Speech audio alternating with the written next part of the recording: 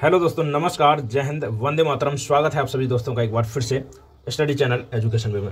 दोस्तों कैसे हैं आप सभी लोग? जबरदस्त होंगे, फंटास्टिक, एक नंबर होंगे।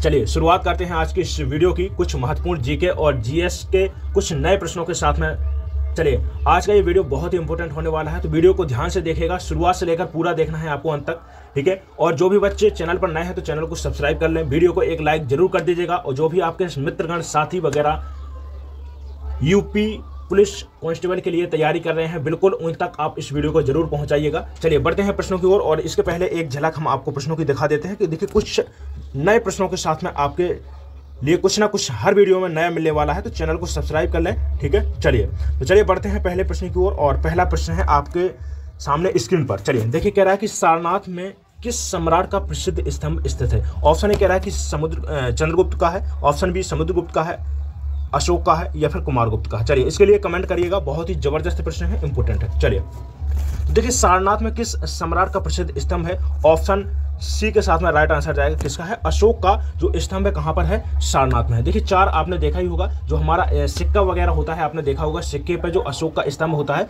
उसमें जो सिंह है, ठीक है, चार सिंह बने हुए हैं, और एक दूसरे से जो पीठ वाला जो पृष्ठ वाला उसका चित्र होता है वो उससे सटे हुए हैं, ठीक है। तो चार उसमें सिंह बने हुए हैं, ये भी आपको याद रखना पड़ेगा, ठीक है, क्योंकि एग्जाम में पूछ लिया जाता है कि जो अशोक का जो सारनाथ का स्तंभ है वो उसमें किस जानवर की तस्वीर है, तो ये भी आपको याद रखना है कि किसकी है? सिंह की है, ठीक है। चलिए देखिए, चंद्रगुप्त मौर्य की बात करते हैं, तो देखिए एक बहुत ही इंपॉर्टेंट यहां से प्रश्न पूछा जाता है कि मेगास्थनीज किसके दरबार में रहता था? तो याद रखिएगा, किसके दरबार में रहता था? चंद्रगुप्त मौर्य के दरबार में रहता था, ठीक है, मेगास्थनीज। और मेगास्थनीज की बहुत ही इंपॉर्टेंट एक पुस्तक बार बार पूछी जाती है एग्जाम्स में, पूछा जाता है कि इंडिका, ठीक है, इंडिका जो पुस्तक है वो किसकी है? तो याद रखिएगा किसकी है? इंडो यूनानी एक लेखक था, याद रखिएगा कौन था? मेगास्थनीज था। किसके साथ में आया था ये भी पूछ लिया जाता है, तो सेल्यूकस निकेटर का राजदूत था, ये भी याद रखिएगा, ठीक है। इसके बाद में बात करते हैं समुद्रगुप्त की। तो समुद्रगुप्त से जो इंपॉर्टेंट प्रश्न पूछा जाता है कि भारत का नेपोलियन किसको कहा जाता है? भारत का नेपोलियन किसको कहा जाता है? तो याद रखिएगा समुद्रगुप्त को कहा जाता है।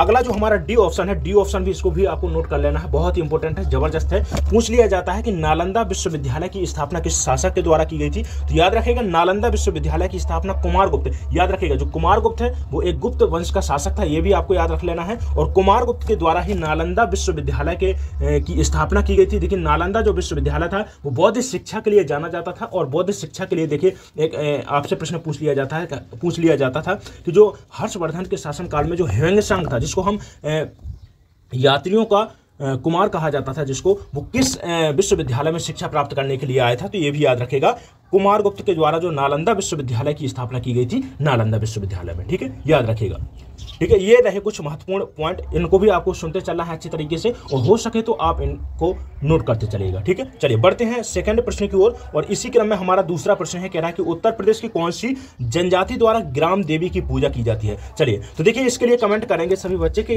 कौन सी ऐसी जनजाति है जिसके द्वारा ग्राम देवी की पूजा की जाती है और उत्तर प्रदेश में वो जनजाति निवास करती है। तो देखिए उत्तर प्रदेश में वैसे तो देखिए माहीगीर जनजाति होगी, बुक्सा होगी, थारू, खैरवाल, सभी जनजातियां देखने को मिलती हैं, लेकिन हमें यह भी याद रखना पड़ेगा कि कौन सी जनजाति उत्तर प्रदेश के किस क्षेत्र में पाई जाती है, किस जिले से संबंधित है, क्योंकि बहुत ही इंपॉर्टेंट यहां से प्रश्न आपके एग्जाम के लिए बन जाता है। चलिए तो देखिए, माहीगीर की बात करते हैं, तो माहीगीर जनजाति होगी, बुक्सा जनजाति होगी, ये दोनों जनजातियां हैं बिजनौर क्षेत्र में मिलती हैं। कहां पर मिलती हैं? जो बिजनौर है, याद रखिएगा बिजनौर जो है वो कहां पर है भैया? तो याद रखिएगा तराई क्षेत्र के अंतर्गत आता है, ये भी आपको याद रख लेना है। माहीगीर जनजाति होगी, बुक्सा जनजाति है, बिजनौर में मिलेगी आपको। थारू जनजाति की बात करते हैं, तो जो उत्तर प्रदेश की यदि आपसे पूछता है कि उत्तर प्रदेश की सबसे बड़ी जनजाति कौन सी है, तो वह थारू जनजाति है। और इसके बारे में एक दो यहां पर इतने महत्वपूर्ण आपको पॉइंट बताऊंगा जो आपके एग्जाम में बार बार इनको रिपीट किया जाता है, बार बार पूछा जाता है, हर कोई इन सभी पॉइंट को आपको एग्जाम के लिए नहीं बताएगा, तो क्लास के अंत तक आपको बने रहना है। बहुत सारे ऐसे फैक्ट मैं आज के इस वीडियो में आपको बताने वाला हूं। चलिए तो देखिए, खैरवाड़ जनजाति,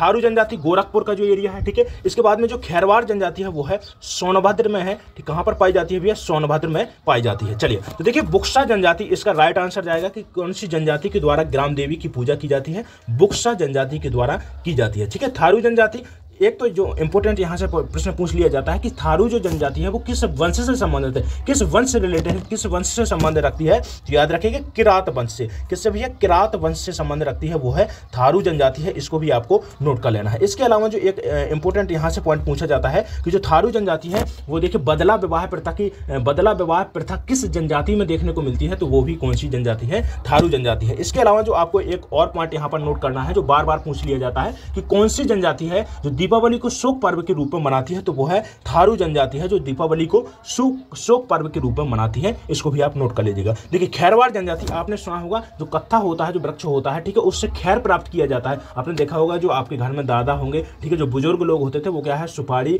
सरौते से कतर कर खाया करते थे। उसमें जो कत्था का प्रयोग किया जाता था,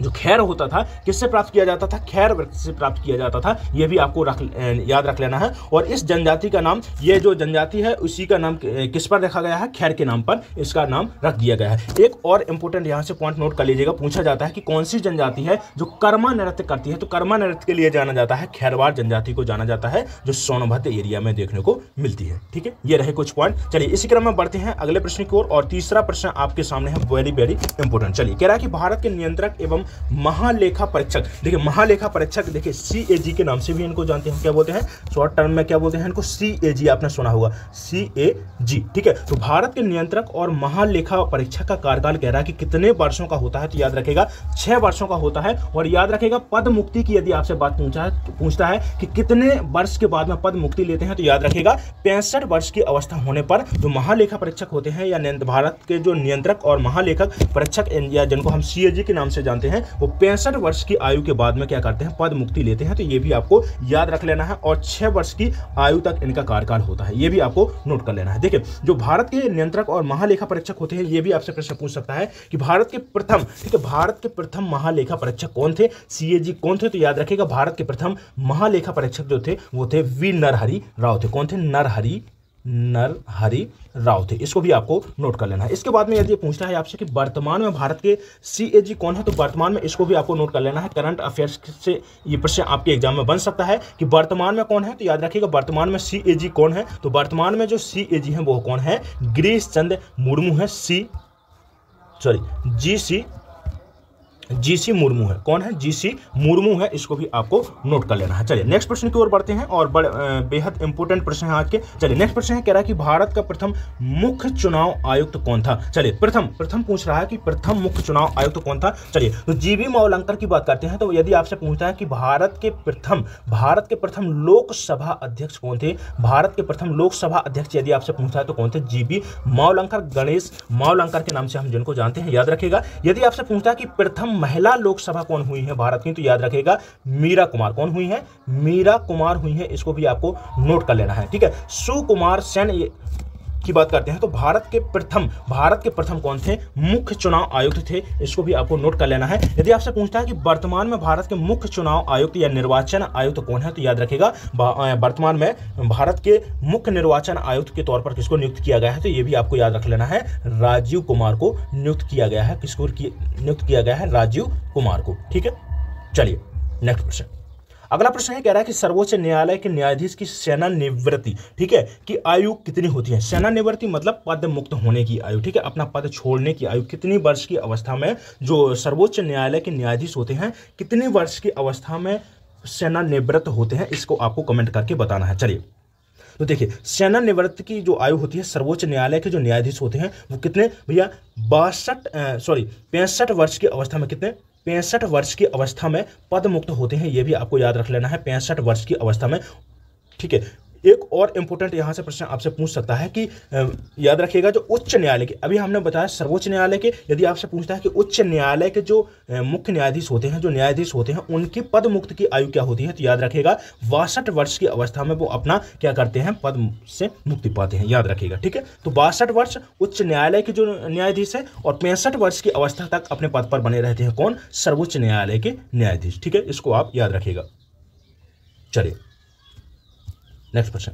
अगला प्रश्न है, कह रहा है कि सूफी परंपरा में पीर से क्या आशय होता है, जो पीर होते हैं उससे क्या आशय होता है। तो देखिए सूफी परंपरा में पीर जो होता है इसका अर्थ होता है, ठीक है, पीर का जो अर्थ होता है बड़ा, या बोल सकते हैं हम बुजुर्ग के लिए जो शब्द प्रयोग किया जाता है पीर। तो देखिए पीर यहां पर क्या मानते हैं, गुरु के लिए जो शब्द प्रयोग किया जाता है पीर किया जाता है। और जो शिष्य होता है, याद रखिएगा इसको भी आपको नोट कर लेना है, शिष्य के लिए जो शब्द प्रयोग किया जाता है सूफी भाषा में, सूफी परंपरा में, वो क्या है, मुरीद। क्या है, मुरीद प्रयोग किया जाता है। तो ये भी आपको नोट कर लेना है। तो याद रखिएगा सूफियों का गुरु क्या है, सूफियों का गुरु, सूफी परंपरा में पीर से क्या आशा है, तो सूफियों का गुरु कहा जाता है। ऑप्शन यहां पर B will be right answer, ठीक है, ऑप्शन यहां पर बी राइट आंसर हो जाएगा। चलिए बढ़ते हैं नेक्स्ट प्रश्न की ओर।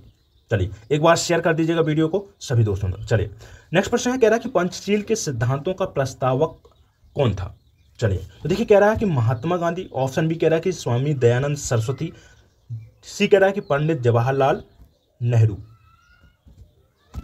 और डी ऑप्शन कह रहा है कि महात्मा बुद्ध। देखिए पंचशील सिद्धांत किसके द्वारा दिए गए थे, पंडित जवाहरलाल नेहरू के द्वारा दिए गए थे। ऑप्शन यहां पर सी राइट आंसर जाएगा। चलिए अगले प्रश्न की ओर बढ़ते हैं और नेक्स्ट प्रश्न है, कह रहा है कि 30 दिसंबर 1943 को सुभाष चंद्र बोस ने एक नगर में भारतीय राष्ट्रीय सेना का झंडा फहराया था। वह नगर इस समय किस केंद्र शासित प्रदेश या किस राज्य से संबंधित है, बताइएगा। देखिए तो 30 दिसंबर 1943 को सुभाष चंद्र बोस के द्वारा कहां पर भैया, अंडमान निकोबार पर, ठीक है, पोर्ट ब्लेयर, कहां पर, पोर्ट ब्लेयर में झंडा फहराया था पहली बार। तो याद रखिएगा ऑप्शन यहां पर ए राइट आंसर जाएगा, ऑप्शन ए के साथ में सही आंसर चला जाएगा। चलिए अगला प्रश्न है, कह रहा है कि निम्नलिखित में से कौन सा सर्वोत्तम विद्युत का चालक है। चलिए तो देखिए सर्वोत्तम विद्युत का चालक कौन है भैया, तो सिल्वर होता है, चांदी होता है। ऑप्शन यहां पर सी राइट आंसर हो जाएगा, ऑप्शन सी के साथ में सही आंसर चला जाएगा। चलिए नेक्स्ट प्रश्न की ओर बढ़ते हैं, कह रहा है कि गुप्त गोदावरी नामक दर्शनीय स्थल प्रदेश में कहां पर है। कह रहा है कि चित्रकूट में है, श्रृंगी, ठीक है, श्रृंगी रामपुर में है, सोरो में है, देवबंद में है। देवबंद कहां पर भी है, देवबंद सहारनपुर का एक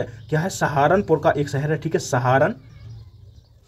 सहारनपुर का एक शहर है सोरो कहां पर है, कासगंज, कहां पर है भैया, कासगंज में है, ठीक है। इसके बाद में श्रृंगी रामपुर की बात करते हैं, तो श्रृंगी रामपुर है जो कहां पर है भैया, फर्रुखाबाद में है, ठीक है, फर्रुखाबाद में श्रृंगी रामपुर मेला भी लगता है, ये भी आपको याद रख लेना है। सोरो मेला यदि आपको पूछता है तो कहां पर लगता है, कासगंज में लगता है, ये भी याद रखिएगा, ठीक है। चित्रकूट की बात करते हैं तो गुप्त गोदावरी जो नामक दर्शनीय जो स्थल है, ठीक है, जो कहां पर है, चित्रकूट में है, याद रखिएगा, ऑप्शन ए यहां पर राइट आंसर जाएगा। चलिए नेक्स्ट प्रश्न है, कह रहा है कि स्कूल ऑफ, ठीक है, स्कूल ऑफ पेपर टेक्नोलॉजी प्रदेश में कहां पर स्थित है। देखिए यदि पूछता है कि पेपर का कारखाना कहां पर है प्रदेश में, तो याद रखिएगा कहां पर है, सहारनपुर में है, ठीक है, कागज नगरी के नाम से भी जानते हैं, याद रखिएगा। कानपुर की बात करते हैं तो देखिए चमड़ा नगरी, क्या है, चमड़ा नगरी के नाम से जानते हैं, ठीक है, चमड़ा। यदि आपसे पूछता है कि चमड़ा रंगाई का कारखाना कहां पर है, तो ये भी आपको याद रख लेना है, कहां पर है, कानपुर में है। लखनऊ, ठीक है, लखनऊ की बात करते हैं तो देखिए नवाबों का शहर के नाम से भी जानते हैं, ठीक है, याद रखिएगा, ऑप्शन यहां पर डी हमारा सही आंसर हो जाएगा। मुरादाबाद पीतल के बर्तन के लिए प्रसिद्ध है, क्या है, पीतल के बर्तन के लिए प्रसिद्ध है, तो इसलिए मुरादाबाद को पीतल नगरी के नाम से भी जाना जाता है, ये भी आपको याद रख लेना है। चलिए बढ़ते हैं अगले प्रश्न की ओर और नेक्स्ट प्रश्न है, कह रहा है कि क्वेश्चन नंबर अगला है, कह रहा है कि 2011 की जनगणना के अनुसार उत्तर प्रदेश का जनसंख्या घनत्व क्या रहा था। चलिए तो देखिए 2011 की जनगणना के अनुसार हम बात करेंगे, तो 2011 की जनगणना के अनुसार कुछ यहाँ पर महत्वपूर्ण पॉइंट आपको नोट कर लेना है। चलिए तो देखिए कह रहा है कि उत्तर प्रदेश की जो जनसंख्या है इसका घनत्व क्या था। चलिए तो देखिए 2000 जनगणना 11 की बात करते हैं तो जो घनत्व रहा है वो है 829 प्रति वर्ग किलोमीटर के हिसाब से था, याद रखिएगा, ऑप्शन यहां पर बी राइट आंसर हो जाएगा। एक और नोट कर लीजिएगा, वेरी वेरी इंपॉर्टेंट, पूछा जाता है कि लिंगानुपात, ठीक है, पूछता है कि लिंगानुपात कितना था, तो याद रखिएगा 912 प्रति हजार पुरुष पर महिलाएं थी, ठीक है, कितना था, 912 था। इसके बाद में साक्षरता यदि आपसे पूछता है कि साक्षरता उत्तर प्रदेश की 2011 की जनगणना के अनुसार क्या रही थी, तो याद रखिएगा 67.68 रही थी, कितनी, 67.68 रही थी, ये भी आपको याद रख लेना है, ऑप्शन यहाँ पर बी राइट आंसर हो जाएगा। 829 प्रति वर्ग किलोमीटर जनसंख्या घनत्व था, ठीक है, ऑप्शन यहाँ पर बी राइट आंसर जाएगा। चलिए नेक्स्ट प्रश्न है और अगला प्रश्न है, कह रहा है कि उड़ान अभिलेखी का तकनीकी नाम क्या है, ठीक है, उड़ान अभिलेखी, समझिएगा, जो उड़ान अभिलेखी है उसको इंग्लिश में बात करें तो क्या बोलते हैं, फ्लाइट डेटा रिकॉर्डर के नाम से जानते हैं, ठीक है। जब भी क्या होता है फ्लाइट जब उड़ान भरती है तो इसके दौरान क्या करते हैं, जो विभिन्न सूचनाओं को एकत्रित करने के लिए इस उपकरण का प्रयोग किया जाता है और इस उपकरण का जो तकनीकी नाम है वो क्या है, ब्लैक बॉक्स के नाम से जानते हैं। तो यहाँ पर जो हिंदी में लिखा हुआ है वो क्या है, काला बक्सा या फिर ब्लैक बॉक्स के नाम से इसको जानते हैं, ये भी आपको नोट कर लेना है, तो ऑप्शन यहां पर सी राइट आंसर जाएगा। चलिए अगला प्रश्न है, कह रहा है कि उत्तर प्रदेश के खिलाड़ी आनंद शुक्ला का संबंध किस खेल क्षेत्र से रहा है तो याद रखिएगा कह रहा है कि हॉकी, नौकायन, तैराकी और क्रिकेट। तो देखिए किससे रहा है, क्रिकेट से रहा है, ठीक है। जो आनंद शुक्ला है वो किस खेल से संबंध रखते थे, क्रिकेट से संबंध रखते थे। ऑप्शन यहाँ पर डी राइट आंसर जाएगा, ठीक है। देखिए मेजर ध्यानचंद की बात करते हैं तो देखिए हॉकी से संबंधित यदि आपसे पूछता है तो मेजर ध्यानचंद को, ठीक है, हॉकी का जन्म याद रखिएगा, ठीक है, हॉकी से संबंधित रखते थे, ठीक है। ऑप्शन यहाँ पर डी राइट आंसर हो जाएगा। चलिए बढ़ते हैं अगले प्रश्न की ओर। नेक्स्ट प्रश्न है, कह रहा है कि निम्नलिखित में से कौन सा कंप्यूटर नेटवर्क नहीं है। कह रहा है देखिए विस्तृत क्षेत्र नेटवर्क, स्थानीय क्षेत्र नेटवर्क, और कह रहा है कि व्यक्तिक नेटवर्क, और कह रहा है कि महानगरीय क्षेत्र नेटवर्क। चलिए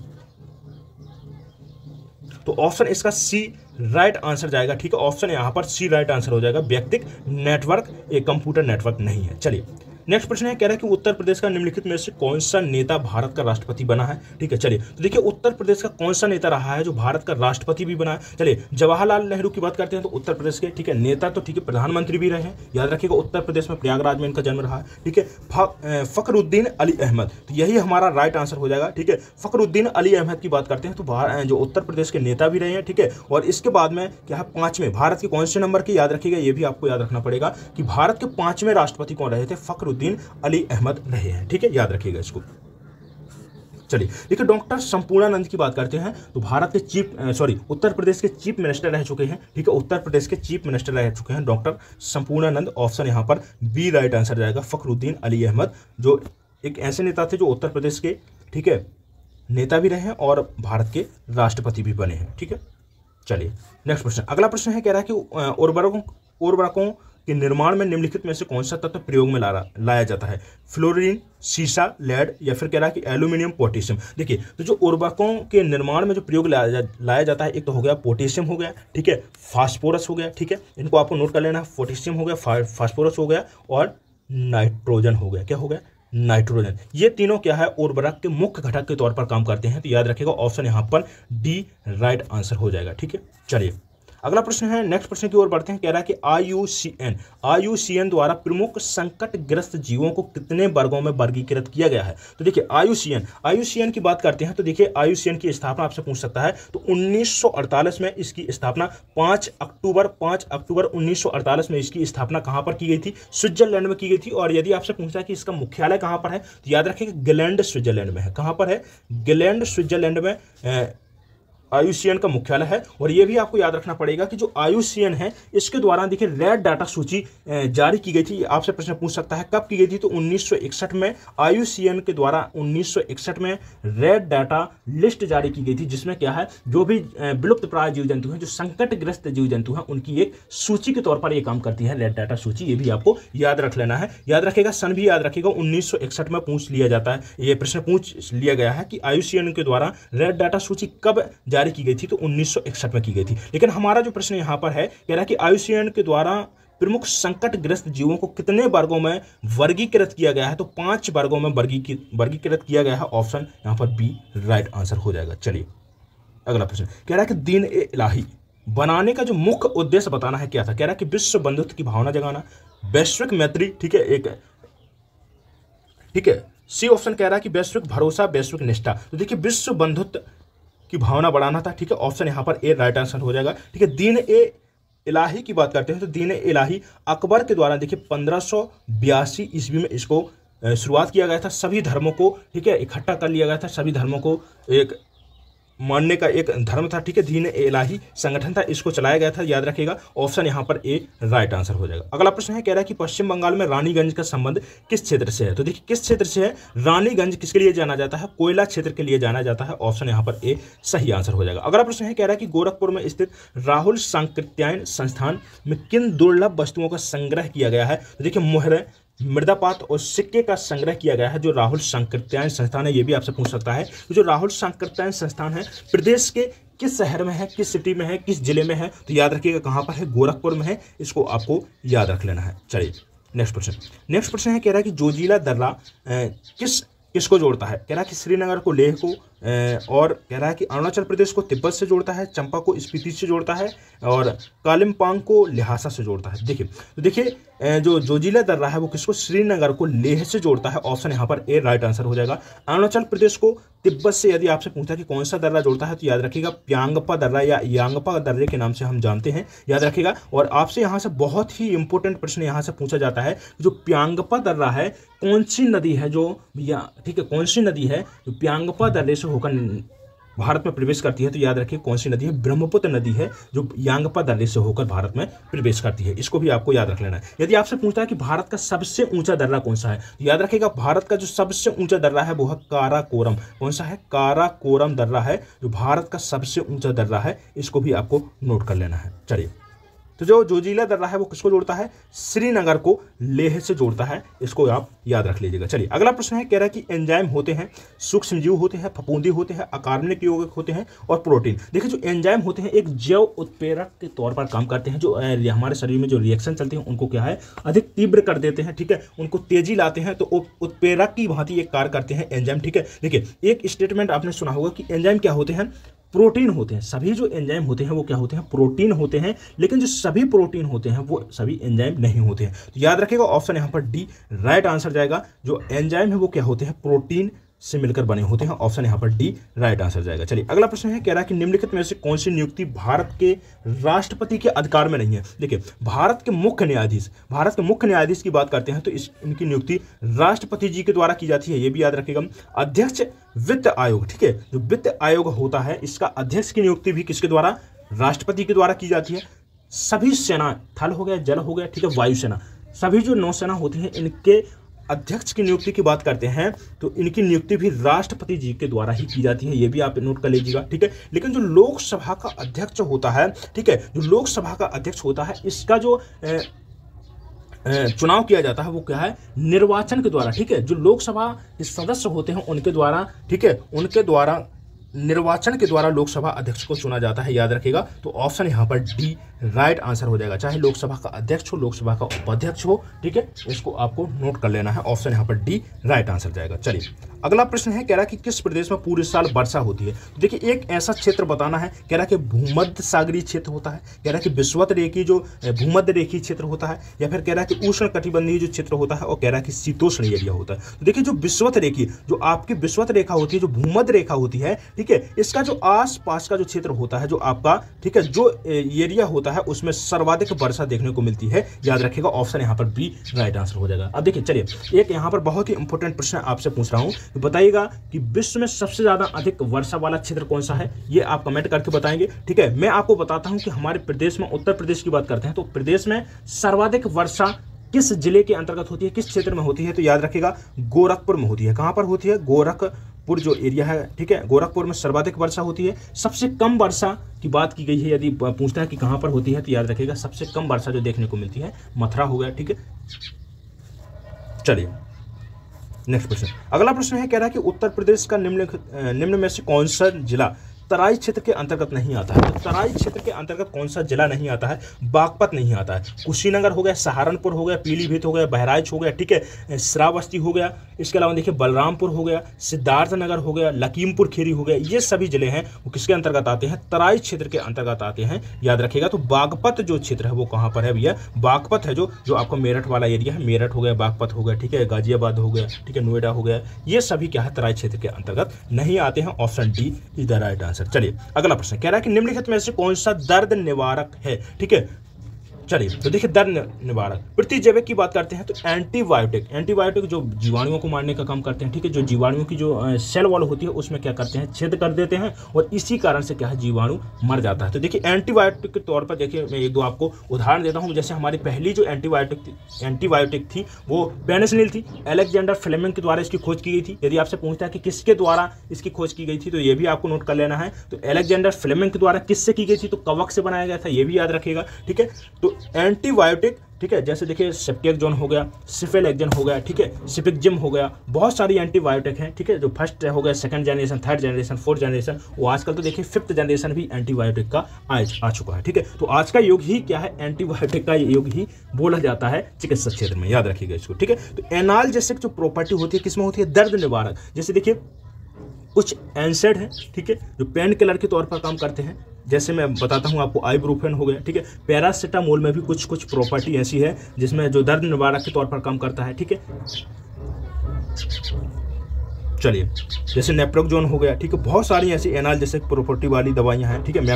मेफनामिक एसिड हो गया, याद रखिएगा। एंटीपायरेटिक होती हैं जो बुखार के लिए प्रयोग में लाई जाती हैं। जैसे एंटीपायरेटिक, जैसे मैं आपको बता देता हूँ, जैसे सबसे अच्छा जो एंटीपायरेटिक ड्रग्स है वो कौन सा है भैया, तो याद रखिएगा सबसे ज़्यादा आप प्रयोग में लाते हैं, बताइएगा आप, बुखार के लिए, बुखार उतारने के लिए। तो आप जानते होंगे घर घर में प्रतिदिन खाया जाता होगा, मुझे लगता है, चाहे बुखार हो या ना हो, 2-4 लोग तो खा ही लेते हैं, वो है आपका पैरासीटामोल, याद रखिएगा इसको, ठीक है। चलिए नेक्स्ट प्रश्न, अगला प्रश्न ये कह रहा है कि कटरीना नाम दिया गया है, कह रहा है उपग्रह को, तारे को, ऊष्मा तरंग को, कह रहा है कि प्रभंजन को। चलिए, तो देखिए जो हरिकेन है उसको क्या है, कटरीना नाम दिया गया है। कहाँ पर आया था, अटलांटिक महासागर में आया था, ये भी आपको याद रख लेना है। प्रभंजन को दिया गया है, ठीक है।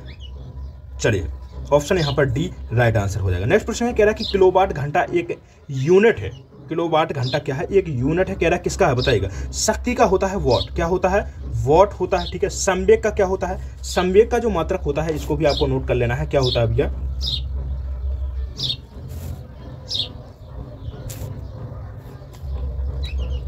चलिए, किलोग्राम मीटर सेकंड इनवर्स होता है, ठीक है, याद रखिएगा इसको। बल की बात करते हैं तो बल के देखिए, एक तो सीजीएस में बात करते हैं तो डायन होता है, ठीक है। एसआई की बात करते हैं, एसआई पद्धति में तो न्यूटन होता है, ठीक है। ऊर्जा का जो मात्रक है वो क्या होता है, किलोवाट घंटा होता है, इसको याद रखिएगा, ठीक है। चलिए नेक्स्ट प्रश्न, अगला प्रश्न है, कह रहा है कि मरकरी है, एक ठोस धातु है, द्रव अधातु है, ठोस अधातु है, और कह रहा है कि द्रव धातु है। तो क्या है, एक द्रव धातु है। यदि आपसे पूछता है, देखिए कि मरकरी है वो किस अवस्था में मिलती है, तो पारा देखिए किस में मिलता है भैया, द्रव धातु है एक, ठीक है, तरल अवस्था में मिलती है, ये भी आपको नोट कर लेना है। चलिए, ये रहे आज के प्रश्न, और कमेंट करके जरूर बताइएगा कि आज का ये सेशन कैसा रहा है। 30 से 40 लगभग प्रश्न थे, और बहुत देखिए कुछ ना कुछ देखिए नया था, और इसी प्रकार के प्रश्न देखिए आप एग्जाम दे चुके हैं, री एग्जाम देने के लिए तैयार हैं। तो बस आप समझ पा रहे होंगे कि इस प्रकार के प्रश्न आपके एग्जाम में देखने को मिल रहे हैं, ठीक है। चलिए, कमेंट कर दीजिएगा कि कैसा लगा है आज का ये वीडियो, और यदि वीडियो अच्छा लगा हो तो एक लाइक जरूर करें वीडियो को, अपने दोस्तों तक इस वीडियो को शेयर करिएगा। चलिए, इसके बाद मिलते हैं अगले वीडियो में। बहुत बहुत धन्यवाद आप सभी दोस्तों को।